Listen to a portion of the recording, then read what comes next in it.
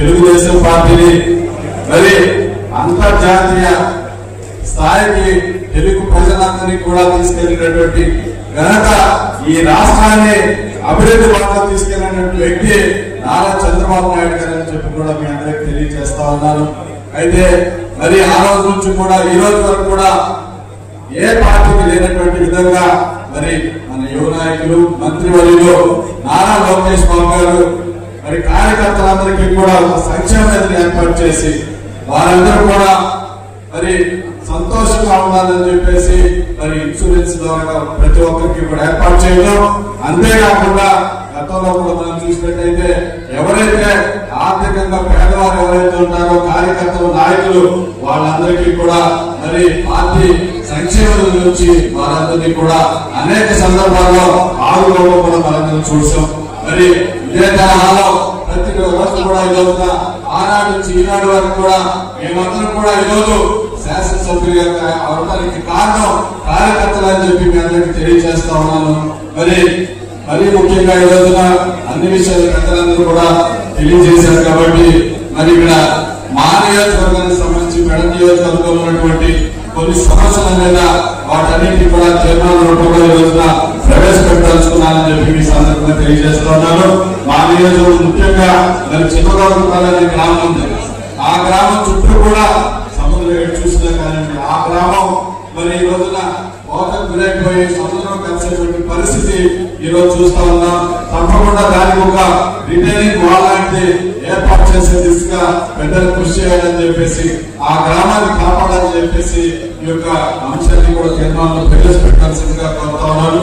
అదేవిధంగా మా నియోజకవర్గంలో ఎక్కువగా మరి పుట్టిగల మండలంలో చూసినట్లయితే ఆక్వా రంగం అనేది ఎక్కువగా ఉంది కాబట్టి ఇందాక తీర్మానంలో ఆల్రెడీ ప్రవేశపెట్టడం జరిగింది. అదేంటంటే ఆక్వా రంగాన్ని ఆదుకోవాలంటే గతంలో మనం ఇచ్చినటువంటి హామీ ఏదైతే ఉందో రూపొందడానికి యూనిట్ ధర ఏదైతే ఉందో దాన్ని అమలు చేసే విధంగా కూడా కృషి చేయాలని చెప్పేసి కోరుకుంటా ఉన్నాను. అదేవిధంగా గతంలో 2014-19లో ఉన్నటువంటి సందర్భంలో మరి ఆ రోజున ఏదైతే గూడూరుకు సంబంధించినటువంటి జొన్నాల రోజున ఆ రోజు 7 కోట్ల రూపాయలతో మన ప్రభుత్వం కలెక్టర్ సందర్భంలో ఆ రోజున ఆ యొక్క మొత్తాన్ని శాంక్షన్ చేస్తే ఆ తర్వాత వచ్చేటువంటి వైసీపీ ప్రభుత్వం పట్టించుకోవడం వల్ల ఆ రోజున మొత్తం పూర్తి కాలేదు. మళ్ళా ఆ నిధులు కేటాయించి ఆ జొన్నల ఒత్తిడి కూడా పూర్తి చేయాలని చెప్పేసి కోరుతున్నాను. అదేవిధంగా మరి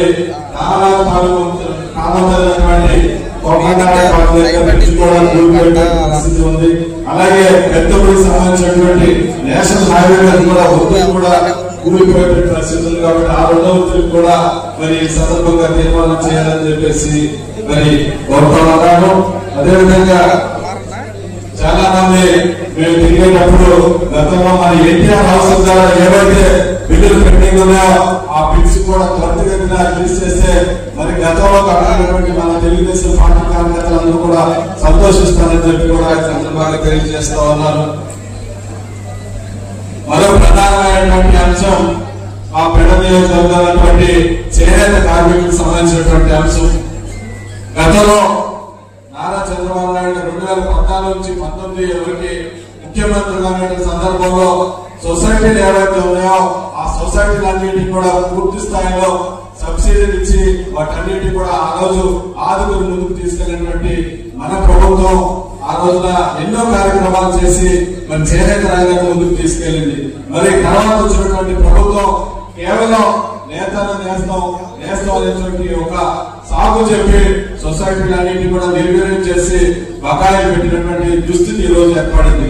అయితే మనం ఇచ్చినటువంటి హామీ ప్రకారం ఏదైతే చేనేతలకు సంబంధించినటువంటి బకాయిలు ఏవైతే ఉన్నాయో సొసైటీకి సంబంధించి ఆ బకాయిలన్నింటినీ కూడా రిలీజ్ చేసి వాటన్నింటినీ కూడా చేనేత రంగానికి సంబంధించినటువంటి సొసైటీలన్నింటినీ కూడా ఆదుకోవాలని చెప్పేసి కోరుతున్నా. ఆల్రెడీ ఒక 5 కోట్ల రూపాయలు మన ప్రభుత్వం శాంక్షన్ చేయడం జరిగిందని చెప్పి సందర్భంగా తెలియజేసుకుంటూ మిగతా వాటిని కూడా రిలీజ్ చేసి వాటిని కూడా మరి కాపాడాలని చేనేత రంగాన్ని ఆదుకోవాలని చెప్పేసి ఈ యొక్క తీర్మానాన్ని ప్రవేశపెడతా ఉన్నామని కూడా నేను తెలియజేస్తా ఉన్నాను.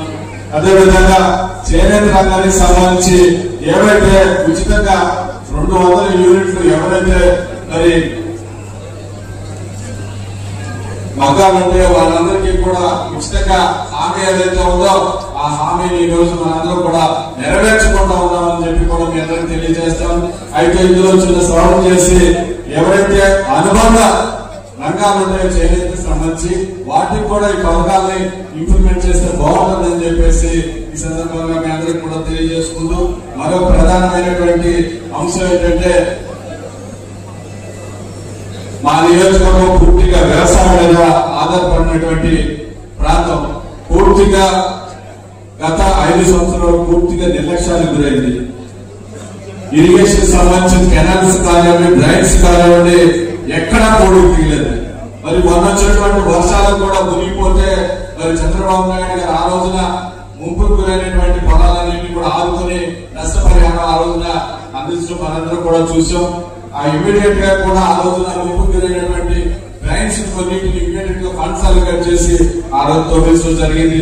ఇంకా చాలా డ్రైన్స్ అన్ని కూడా పెండింగ్ లో ఉండిపోయాయి కాబట్టి వాటన్నింటినీ కూడా పూడికి తీస్తే తప్పకుండా మా పెడ నియోజకవర్గమైనటువంటి రైతులకు ఎటువంటి ఇబ్బంది లేకుండా జరుగుతుంది. అదేవిధంగా ఇరిగేషన్ కెనాల్స్ కూడా మరి పూర్తి స్థాయిలో తవ్వకాలు జరిగితే కానీ పూర్తి స్థాయిలో అక్కడ వదిలినటువంటి నీరు శివారు ధైర్యంగా ఉన్నటువంటి మా నియోజకవర్గానికి తప్పకుండా అందుతాయి. కాబట్టి ఆ డ్రైనేజ్ కి సంబంధించి ఇరిగేషన్ కెనాల్స్ సంబంధించి నిధులు కేటాయించి వాటన్నింటినీ కూడా తవ్వించాలని చెప్పి తీర్మానాలన్నింటినీ కూడా తప్పకుండా ప్రవేశపెడతా ఉన్నాను. తప్పకుండా వీటన్నింటినీ కూడా ఆమోదించి మా బిడ్డ నియోజకవర్గాన్ని ఆదుకోవాలని చెప్పేసి మీ అందరి ద్వారా మరి గౌరవనీయులు పెద్దలను తెలియజేసుకుంటూ నాకు అవకాశం కల్పించేటువంటి ప్రతి ఒక్కరికి కూడా పేరు పేరున ధన్యవాదాలు తెలియజేసుకుంటున్నాను.